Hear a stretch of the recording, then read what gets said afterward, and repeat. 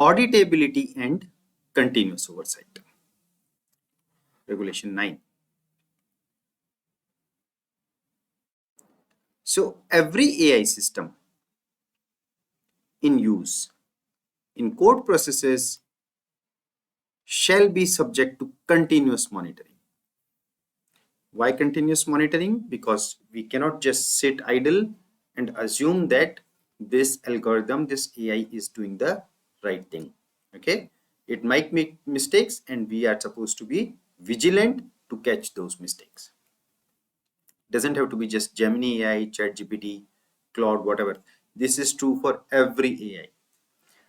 And periodic technical, legal, and ethical audits throughout their life cycle. Throughout their life cycle. So as throughout their life cycle means as long as they are in use, this is supposed to be done. So it's a never-ending process. Continuous monitoring, periodic technical, legal, ethical audits throughout their life cycle here. And adequate mechanisms shall be established to detect, document, and address errors, malfunctions, and biases. So, every AI system should be subject to continuous monitoring, periodic legal, technical, and ethical audits. These, of course, have to be done by some external agency, and a continuous monitoring can be done by internal. Shall be established to detect.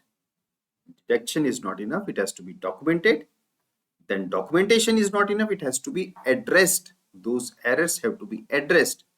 Malfunctions and biased, all these things have to be addressed. Just detecting and documenting is, of course, not sufficient. Audit findings shall be recorded and disclosed in accordance with these regulations and shall decide upon the continued deployment of AI system in the courts.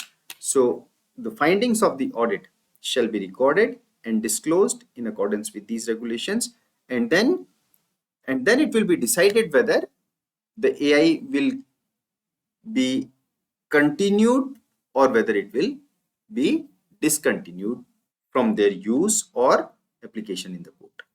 Right?